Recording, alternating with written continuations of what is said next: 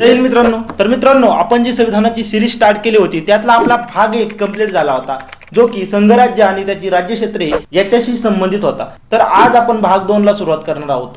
तर भाग 2 हा बेसिकली नागरिकत्व याच्याशी संबंधित आहे. तर भाग 2 मध्ये 5 ते 11 एवढे आर्टिकल्स येतात. तर आज आपण आर्टिकल क्रमांक 5 बघणार आहोत. तर बघा, आर्टिकल क्रमांक 5 काय आहे. जेव्हा संविधान निर्माण झालं तेव्हा संविधान निर्मात्याकडे एक सर्वात मोठं आव्हान होतं, ते म्हणजे की भारताचं नागरिकत्व कुणाला दिलं जावं. तर त्यासाठी काही अटी बनवण्यात आल्या. त्यातल्या मुख्य 3 अटी बघूया. तर बघा, त्यातली पहिली अट अशी आहे, जी व्यक्ती भारतात जन्मलेली आहे त्या व्यक्तीला भारताचं नागरिकत्व सहज दिलं जाणार. दुसरी अट अशी आहे की ज्या व्यक्तीच्या मातापित्यांपैकी एक जण भारतात जन्मलेला आहे त्या व्यक्तीला भारताचं नागरिकत्व दिलं जाणार. तर आता अट क्रमांक 3 अशी आहे की जी व्यक्ती किमान 5 वर्ष भारतात राहिलेली आहे त्या व्यक्तीला सुद्धा भारताचं नागरिकत्व दिलं जाणार.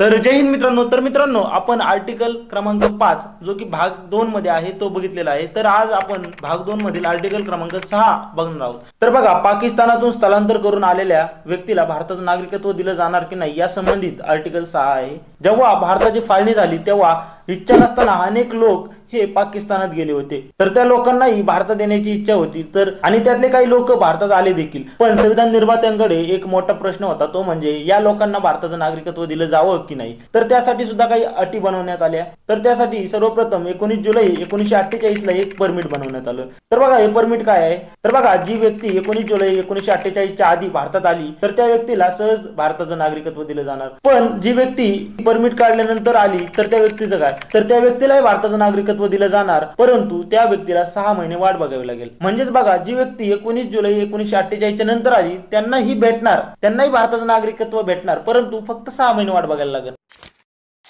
जय हिंद मित्रांनो. तर मित्रांनो, आपण भाग 2 मधील आर्टिकल क्रमांक 6 कंप्लीट केला होता. तर आज आपण आर्टिकल क्रमांक 7 बघणार आहोत. तर आर्टिकल क्रमांक 6 मध्ये बघितलं होतं पाकिस्तानातून स्थलांतर करून आलेल्या व्यक्तींना भारताचं नागरिकत्व कसं भेटलं. तर आज आपण बघणार आहोत की जे लोक स्थलांतर करून पाकिस्तानात गेले होते त्या लोकांना भारताचं नागरिकत्व भेटणार की नाही.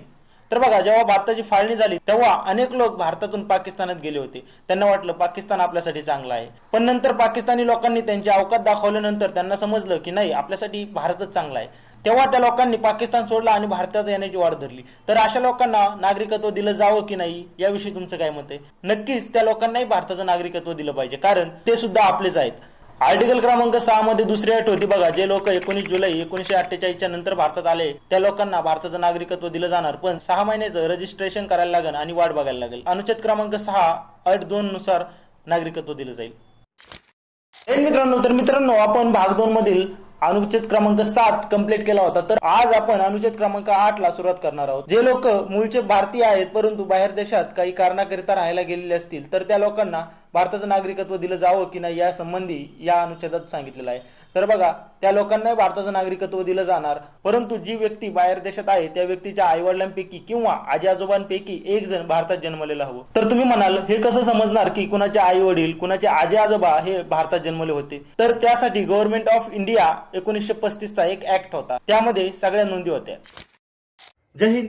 तर आपण भाग 2 मधील आर्टिकल क्रमांक 8 कंप्लीट केला होता. तर आज आपण आर्टिकल क्रमांक 9 बघणार आहोत. तर मागील काही आर्टिकल्स मध्ये आपण बघितलं की भारताचं नागरिकत्व कुणाला दिलं जातं, कसं दिलं जातं, त्यासाठी अटी काय. तर आज आपण बघणार आहोत की भारताचं नागरिकत्व कुणाला दिलं जात नाही. तर आर्टिकल 9 काय आहे बघा, परकीय देशाचं नागरिकत्व स्वेच्छेने स्वीकारणारी व्यक्ती भारताची नागरिक नसणे. तर बघा, जर एखाद्या व्यक्तीनं भारताचं नागरिकत्व सोडून दुसऱ्या देशाचं नागरिकत्व स्वीकारलं असेल तर त्या व्यक्तीला भारताचं नागरिकत्व कधीच भेटत नाही, कारण दुहेरी नागरिकत्वाचा स्वीकार कधीच करत नाही. जय हिंद. तर आपण भाग 2 मधील मागील काही आर्टिकल्स मध्ये बघितलं होतं की कुणाला भारताचं नागरिकत्व भेटणार, कुणाला भारताचं नागरिकत्व भेटणार नाही. तर आज आपण आपला आर्टिकल क्रमांक 10 बघणार आहोत. तर आर्टिकल 10 मध्ये सांगितलेलं आहे की तुमचे नागरिकत्वाचे हक्क चालू राहतील. तर बेसिकली बघा, तुमच्याकडनं तुमचं नागरिकत्वाचा हक्क कोणीही हिसकावून घेऊ शकत नाही जोपर्यंत तुम्ही देशाच्या विरोधात काही कांड करत नाही. समजा आता बघा, भारत पाकिस्तान युद्ध चालू आहे आणि तुम्ही पाकिस्तानच्या फेवर मध्ये बोलत आहात, तर मला सांगा तुम्ही कोणत्या अँगलनं भारताचा नागरिक आहात. तर अशा परिस्थितीत जर तुम्ही दुसऱ्या देशाच्या फेवर मध्ये बोलायला लागले तर संसद तुमचं नागरिकत्व हे रद्द करू शकते. जय हिंद. जय हिंद. तर आपण भाग 2 मधील जे आर्टिकल्स बघितले त्यात आपण बघितलं की भारताची नागरिकता कशी भेटते, कोणाची भारताची नागरिकता रद्द होऊ शकते, कोणाची संसद रद्द करू शकते, कोणाला भेटणार नाही या विषयी आपण बघितलं. तर आजचा आपला भाग 2 मधला शेवटचा आर्टिकल आहे आर्टिकल क्रमांक 11. तर बघा, आर्टिकल क्रमांक 11 मध्ये हेच सांगितलं आहे, ज्या व्यक्तीची नागरिकता रद्द होणार आहे, ज्या व्यक्तीला नागरिकता भेटणार आहे, ज्या व्यक्तीला नागरिकता भेटणार नाही, याविषयी सर्व कायदे कानून हे संसद करते आणि तो अधिकार फक्त संसदेला आहे. जय हिंद.